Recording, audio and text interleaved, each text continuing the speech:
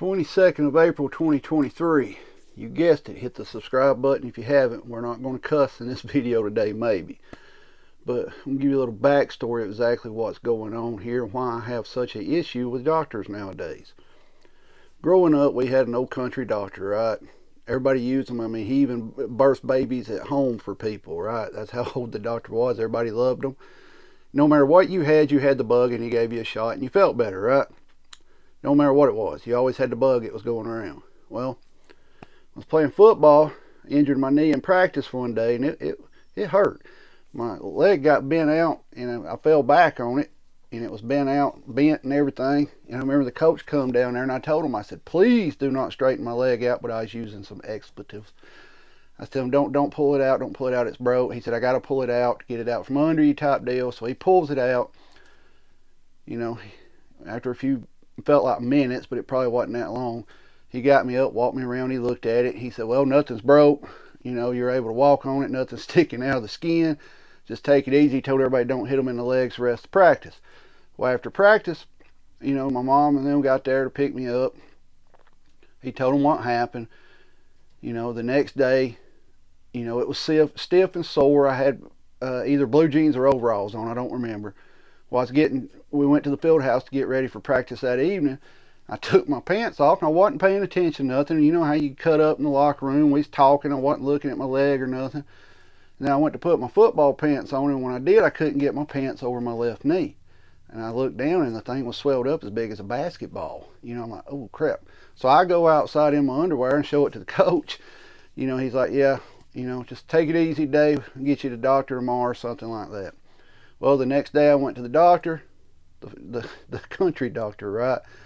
Well, the country doctor looked at it and he said, I've been treating this since the 60s, you know.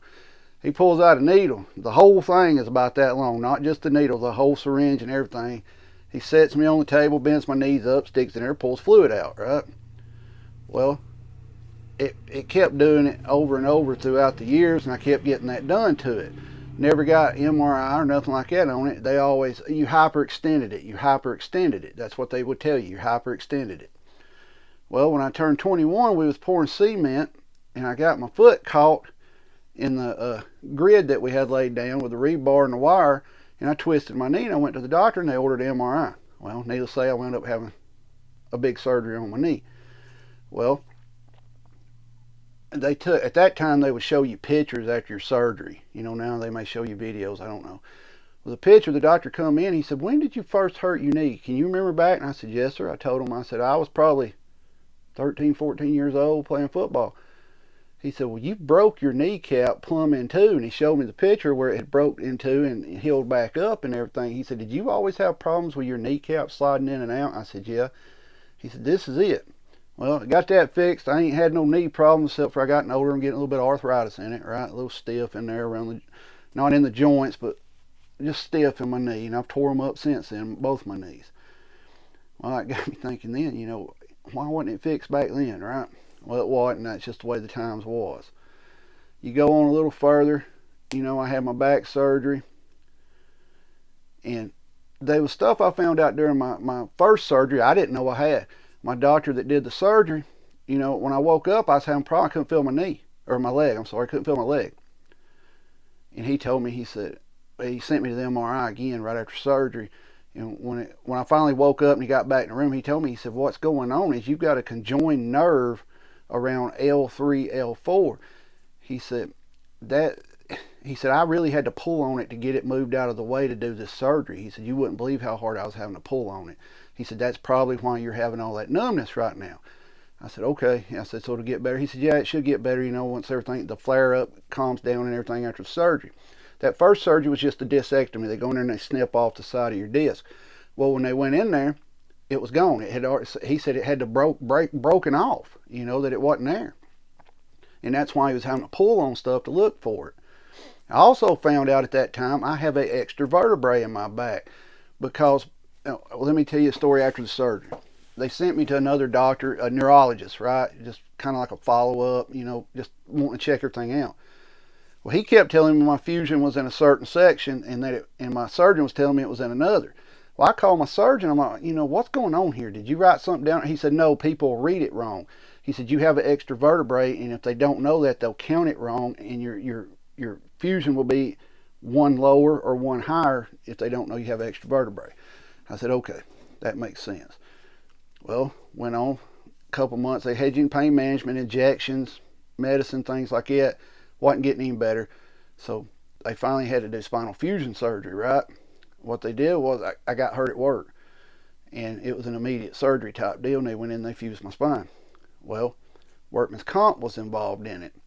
After that surgery, I went for my follow-up appointment. The doctor said, we can't see you. Workman's comp is disputing this because you've had a previous surgery. I said, okay, I'll just use my own health insurance. No, we can't do that. This is now technically a workman's comp thing. I said, well, I'll pay out of pocket. No. I said, what am I supposed to do here?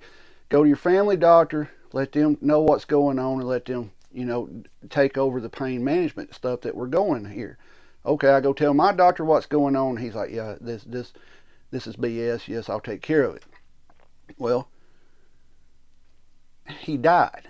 And when he died, the owner of the business come in and said, you don't need to take this medicine, you don't need to take that medicine, you don't need to take this medicine.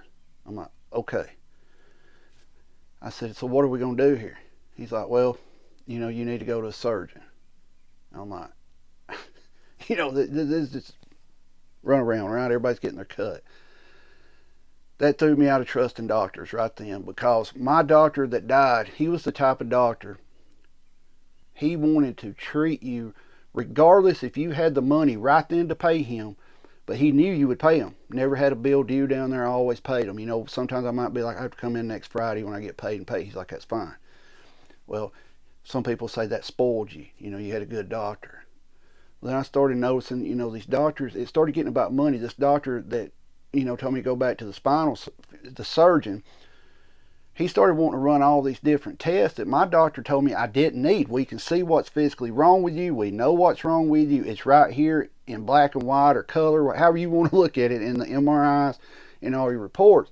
So other doctors started wanting to run all these tests, right? Well, it priced me out of going to the doctor. The doctor that took over the business knew I didn't have the insurance, and he knew I couldn't afford this stuff, and I would just quit coming. So that's what happened.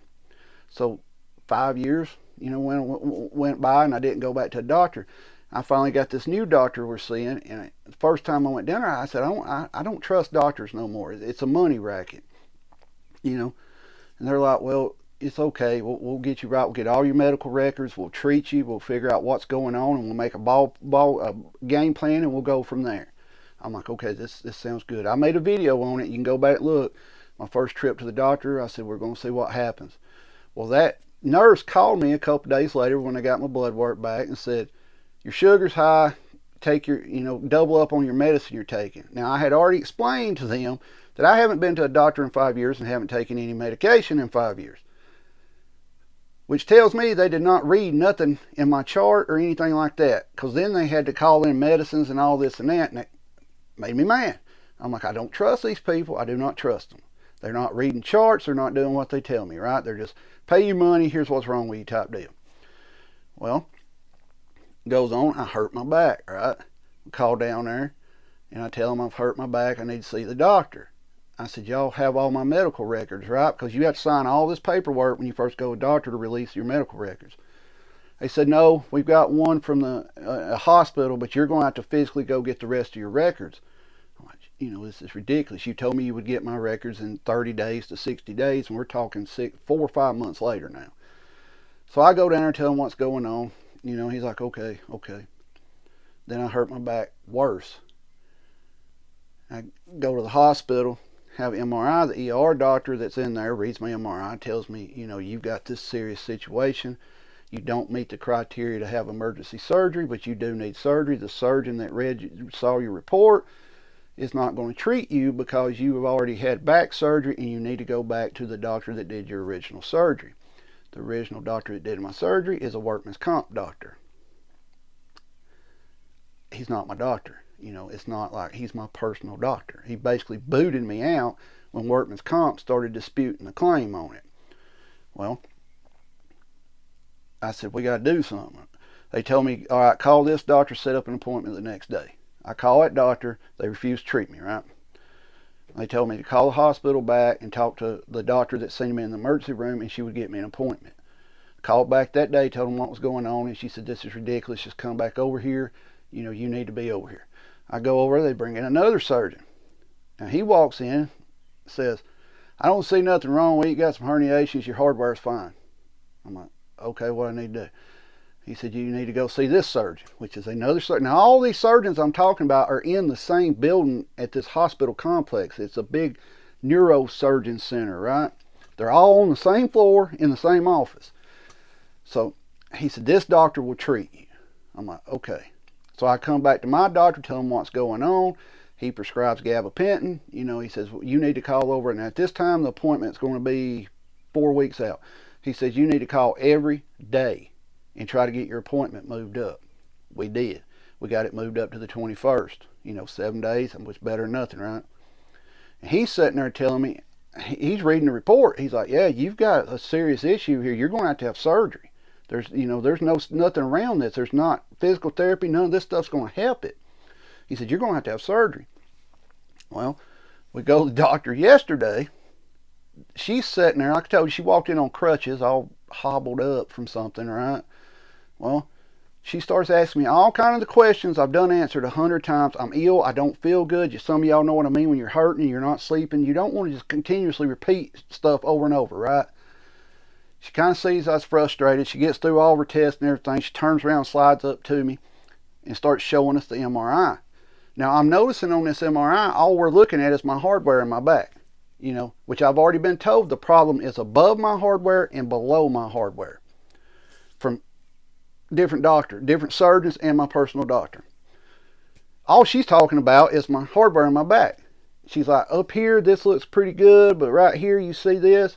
She said, you see where the spine, the nerve that goes down your spine or something, you can see it was pinched almost all the way off, right? She said, that is what's causing all your pain and numbness and lack of your mobility from about your hips down. She said, that is what's causing that. We need to extend your hardware up higher. And I'm thinking, all right, we got it. We know what we're going to do here, right? We're going to set a plan. We're going to work on it. We're going to get what we got to get done here. She said, but your other symptoms of, you've said that you've lost control of your bladder a few times at night. I said, yes.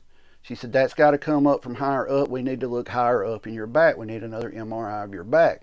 And I'm sitting here thinking, the night they did my MRI, I asked them, I said, are you looking at my mid-back down? They said, no, we're just getting a little clip of your mid-back and the rest of it's your lower back. And I asked them, I said, will you please look up higher because I hurt up there too. They thought, well, it's not ordered. We can't do it. Well, they did that night. And she said, we need to get an MRI of your T-spine. I'm like, that makes sense. Yes, I'm hurting up there. And then she said, we also need to get another CT scan. And that's what set me off. Because the CT scan, I'd already had one in the emergency room. When they done the MRI, they did all that. She wanted the CT scan to look at my hardware, to make sure it was intact and all this, right? Now, we have an MRI that shows everything, right? But she's wanting another CT scan. That's what set me off. I realized right then what this lady was going to do. They're going to do another MRI. They're going to do another CT scan. And then when they get that back, there's another test sometimes they'll do where they put dye in your spine and you're on a table that rotates and all this. I don't remember the name of it. I knew that would be the next step. This is money, money, money, right? No insurance, a lot of money coming out of your pocket. I was just wanting, we done made the agreement. Hey, we're going to have surgery. We got X amount. We're going to do the surgery. Well, that's what set me off. I said, what am I supposed to do here, between now and these tests? Because it's going to take me a little bit of time to get up money to get this MRI and stuff. She's like, we're not going to treat you. She said, you do need more hardware in your back. This is what's causing your problems, but we're not going to treat you. I'm like, ma'am, I'm not sleeping. It's hard to get around and everything. And in my mind, I'm thinking, this is ridiculous. I'm getting mad. I'm wanting to cuss really bad, and I don't cuss. Well, I did start cussing there for a little bit towards the end of it when I was talking to her. But, I was sitting there telling her, I said, look, the issue here is you're wanting to do test just to wind up back where we should have started doing this surgery. She's like, yeah. I'm like, I understand you need to look in my middle back if something's there. You know, we need to fix it, right? She's like, yes, we do it all at once. I said, okay, why can we not just do the MRI? Well, no, I need a CT scan also to look at that hardware. And I'm thinking, she knows my hardware's in there from workman's comp deal, right? I'm sitting there thinking, yep. Let's say a back surgery costs you $100,000. Well, they're going to charge a workman's comp deal. They're going to charge them $500,000, right? It's ridiculous. But I don't trust doctors. I have a hard time trusting doctors, you know, because this is the 6th doctor we've seen, and we've had 3 doctors tell me I need surgery. 2 of them surgeons, 1 of them my personal doctor, and 3 that says, you know, we don't see nothing wrong with it. So I have a hard time trusting doctors. You can physically see it on the MRI. I mean, anybody that you don't even know nothing, if you're looking at it, you can see something is wrong there. I mean, you can see stuff pinched off, slammed off, not right, you know. So that's my issue with trusting doctors, you know. I understand everybody's got to make money, right? The issue is why do you need 3 tests to go in and fix what you're looking at off of 1 test? I don't know. This is why I have a hard time trusting doctors, guys, because it's the simple as, it's more of a quality of life issue. You know, I just turned 46. My birthday was April 13th. I just turned 46. How am I going to be moving around when I'm 50, 60, 70 years old if it's this bad now, right? That's the scary part when you stop to think about it. You know, usually when you mess your back up, a lot of y'all that has back problems know what I'm talking about. It'll act up bad for a couple of days and then it'll start easing off, right? You can move a certain way, maybe something will pop and it'll start feeling better. This has been going on now a long time and it's not easing up, it's not getting better. So, guys, that's it. I just want to give y'all an update of why I don't trust doctors. Some of you may not watch it. This is a long video. We're at 17 minutes. I'm sure most of you's not going to watch it. But right now, I don't know. Yesterday, I told you to stop and got some beer. The reason I don't drink no more is because I find I like it too much. If I buy 12 beers, I'm going to drink 12. If I buy 30, I'm going to drink 30. My girlfriend hadn't never seen me drink the way I was drinking yesterday, and she was like, you done drunk 15 beers, you know. I'm like, yeah. She said, you're not even drunk. I said, yeah, that's why I don't like to drink. So that's why I don't drink no more, you know, but some days it's just, you got to find something out, right? I used to treat my problems with my back when it would flare up with Kratom. But guess what? In Alabama, they banned Kratom. Of course, you know, it's not FDA approved, right? That's why they banned it. Y'all know something else that wasn't FDA approved that they was perfectly fine with giving you? Yeah, think about that. There's an update. We're probably not going to do another health update. We're just going to get back doing videos, right? I'm sure y'all are tired of hearing me gripe and complain about my back because I'm sure a lot of y'all probably hurt worse than I do.